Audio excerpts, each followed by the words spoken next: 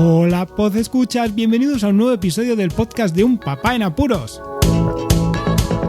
Este episodio 192 está cargado de incertidumbre aquí en León, porque comenzamos hoy el verano, pero el tiempo no acompaña. Tenemos 16 grados de máxima y una lluvia intermitente que parece otoño. Comencemos con el podcast. La anécdota de la semana.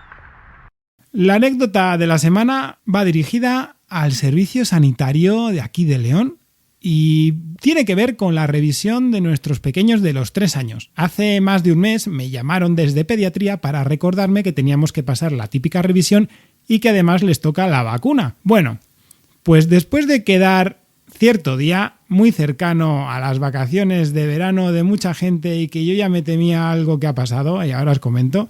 Sí, era el día 1 de julio, pues ya teníamos las agendas más o menos cuadradas cuando justo la semana pasada, día 16, qué casualidades, 15 días antes de esa fecha de nuestra cita con el médico, me llaman desde enfermería, diciéndome la enfermera que es que ella no puede vacunar a los niños porque se coge vacaciones, que deberíamos de cambiar nosotros la cita e ir en otro día por la mañana, porque nosotros teníamos ajustados los horarios para poder ir los dos por la tarde, porque recordad que tenemos mellizos y una vacuna no se puede dar a los dos mellizos con una sola persona, os lo aseguro. Bueno, pues en fin, que la señora enfermera, R que R, como que sus vacaciones serán sagradas y nosotros nos teníamos que amoldar a lo suyo. Que el centro de salud, el servicio sanitario, no iba a poner más enfermeras por la tarde durante ese periodo de vacaciones, parece ser que es julio,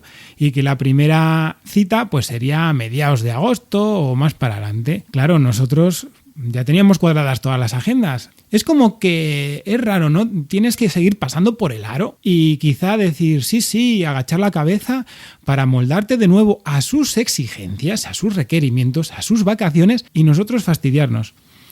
Además, la comenté, ya que era una vacuna que creo que debería de llamarnos la médico correspondiente para adecuar las pautas de vacunación por si acaso fuese necesario. A ver, nosotros conocemos más o menos el sistema y sabemos también que esta vacunación de los 3 años, pues bueno, que se puede retrasar 1 mes, 2 meses, que no pasa nada. Pero claro, sorpresa la mía, que me dijo que no hacía falta, que ella nos cambiaba la cita ya para el 2 de septiembre y que la médico no tenía que decir nada en este caso.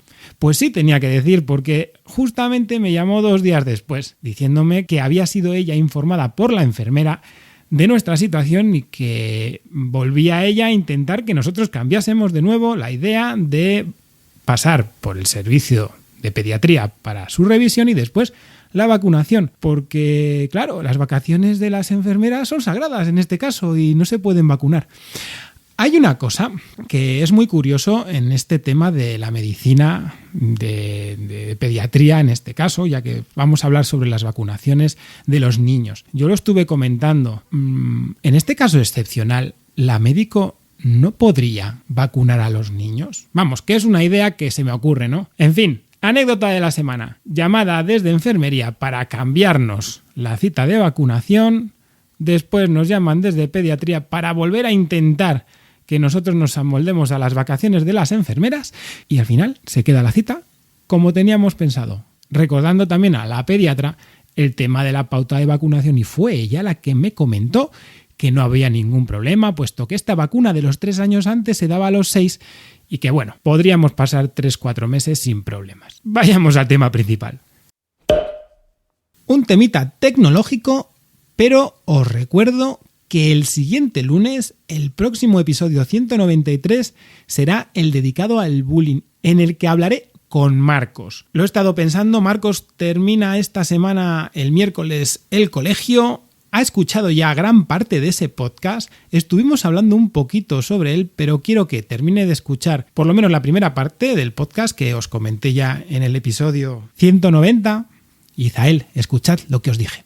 Así que le voy a dar esta semana de tiempo y así, como él también termina el cole, podremos tener alguna mañana, espero, más tranquila para poder hablar y grabar el podcast. Bueno, que me enrollo. El tema de hoy va dirigido a un cambio en mi portátil que he solido utilizar durante estos últimos 10 años. La verdad es que le he dado una tralla increíble, le he dejado enchufado las 24 horas, le he cambiado la batería porque se me infló la batería del portátil y estoy hablando de un MacBook Pro del año 2011. Un MacBook Pro que ya amplié su memoria RAM y cambié su disco duro en 2013 para que fuera bastante más rápido. Durante las actualizaciones en esos 2 años que tuvo el Mac, la verdad es que se ralentizó muchísimo. Y bueno, tengo un vídeo yo que puse en mi canal de YouTube que veo la comparativa de cómo arrancaba antes de cambiar y cómo arrancaba después del cambio. Lo curioso es que el disco duro que tenía no es un disco duro convencional, es un SSHD. Significa que tiene una pequeña parte, unas 10 gigas, que es de estado sólido, es muy rápido. Y ahí es donde se precarga el sistema operativo. Y luego el resto de disco duro, que en total eran 500 gigas, es un disco duro convencional mecánico. Lo que me ha pasado es que grabando el podcast de Laboratorio COVID, en varias ocasiones me ha saltado la advertencia de que estaba utilizando demasiado el disco duro. Y bueno, después de casi 8 años que tiene ese disco duro, no quiero que me pase lo que me puede llegar a pasar, y es que pete y entonces se me vaya todo al traste. Era un disco duro que siempre lo tenía muy lleno de cosas, tenía las fotos y siempre estaba pensando en sacar lo más importante y lo menos necesario para poder funcionar el sistema y funcionar el ordenador en sí, pero es que no he tenido tiempo. ¿Qué pasa? Que con esta advertencia al disco duro ya el aviso estaba ahí y era necesario cambiarlo. Por lo que también he tenido que cambiar un poco mi modo de pensar. Antes el portátil era como un centro neurálgico, pero con el aumento tremendo de fotos, de vídeos que hemos tenido durante estos últimos 3 años por los peques, pues también se me iba cortando mucho el disco duro y he tenido que pensar en crear una biblioteca fuera, ¿no? Y tener un disco duro grande para poder pues tener las fotos y no petar ese disco duro de mi portátil. Entonces, entre eso y otras muchas cosas, pues la verdad es que estuve viendo que con un disco duro de 240 gigas me valía de sobra. Problema, que no tenía el disco duro en ese momento y fui corriendo a una tienda este fin de semana porque este fin de semana tuvimos la suerte de compaginar varias historias y bueno, tuve un tiempo que dije, bueno, yo sé que el Mac se instala muy rápido, siempre se ha instalado todo muy rápido, no tengo cosas relativamente importantes que no pueda rescatar del disco duro que ya está ahí, que todavía no ha petado, así que venga, adquirí un disco duro de 240 gigas, un Kingston A400, muy sencillito, y esto es algo que sí que me sorprendió porque de aquellas, en 2013, cuando fui a cambiar el disco duro, me tuve que mirar un montón de tutoriales y ver recomendaciones porque todos apuntaban a que debía de cambiar a ciertos discos duros porque si no, no me iban a funcionar bien, cosa que no es así. En realidad no es así, yo creo que también el desconocimiento y que, bueno, los influencers de aquel momento, la gente que hablaba sobre ello, pues mucha idea tampoco tenía, ¿no? Pero bueno, dejemos a un lado el pasado y nos vamos a centrar en el ahora. En el ahora, que fue cambiar el disco duro, poner este SSD e instalarlo todo. Y me llevé un sorpresón por 2 partes. La primera, que cuando fui a instalar el sistema operativo lo hice de golpe. Y me explico. No quise hacer de primeras la instalación desde un USB ni tampoco con Time Machine, con una copia de seguridad, quería hacerlo de cero. Pero la instalación con el USB, con el último sistema operativo que me admitía mi portátil, que era High Sierra, pues la tenía ahí, tenía un pendrive, un USB con un arranque para poder instalar desde ahí, pero quise probar a instalarlo sin ayudas, a ver qué pasaba. Y sí, con una conexión a internet, automáticamente al meter el disco duro que no estaba formateado, pulsando las teclas primero cuando enciendes el portátil, comando R, se muestra un arranque especial donde empieza a pensar para buscar el sistema operativo de recuperación que necesita mi portátil. ¿Qué pasa? Que era Lion, o sea, claro, del año 2012, pero eso no me servía, yo necesitaba High Sierra. Sin embargo, dejé instalar Lion y luego dije, bueno, pues ahora cuando esté instalado Lion, mientras yo hacía 1000 otras cosas con mi familia, pues meto el USB e instalo High Sierra. Curiosamente, cuando me metí en la tienda de aplicaciones, ¿no?, de la Mac App Store, intenté loguearme con mi cuenta de iCloud y tuve un montón de errores, que no me cogía a la cuenta, que tuve que loguearme haciendo caso al código que me mandaban al iPhone.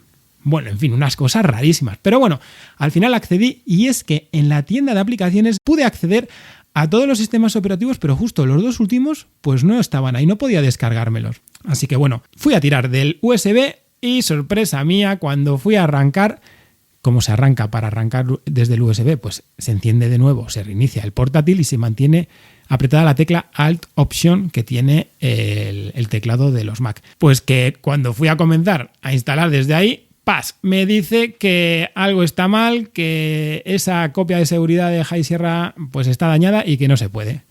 Así que tuve que echar mano de la ayuda de Apple. Desde la página oficial de Apple, de soporte de Apple, te dan los links, los enlaces de descarga para poder descargarte el sistema operativo que necesitas.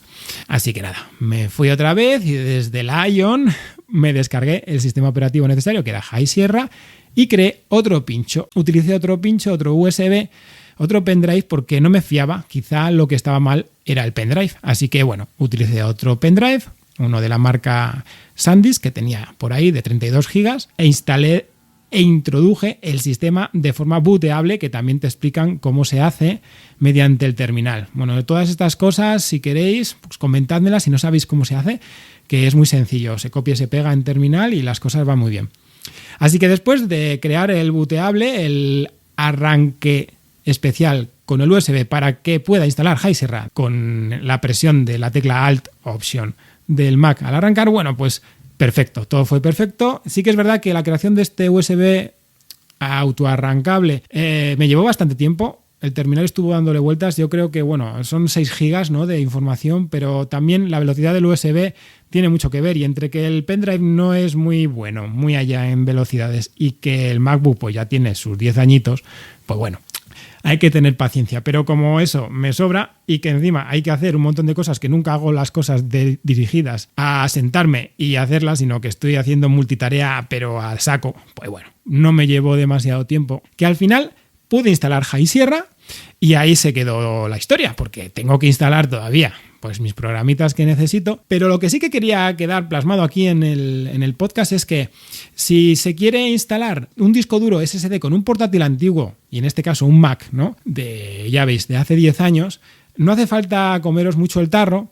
Se puede instalar directamente quitando el disco duro anterior, poniendo el nuevo y con las combinaciones de comando R pulsadas las 2 teclas, acceder al menú especial para que te instale el sistema operativo que debía tener ese portátil en aquel momento, y que luego se puede crear un USB autoarrancable para poder actualizar a High Sierra. Y luego el otro disco duro puede utilizarse también para arrancar el Mac, porque tienes ahí toda la información para arrancar tu ordenador desde ese otro disco duro que no has tocado para nada. Y aparte también acceder a toda la información que tienes ahí. Si tenéis alguna duda, lo dicho, tenéis los comentarios, las redes sociales, contactad conmigo también por email, por las plataformas de podcasting, por donde queráis. Toda esta información está en las notas del audio. Así que nada más, suscribíos si no estáis suscritos. Muchísimas gracias por escucharme, un saludo y hasta luego.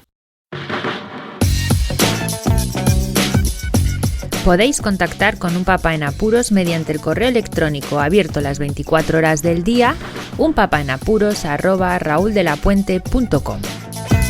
También podéis seguir las cuentas de Twitter y Facebook oficiales, @unpapaenapuros.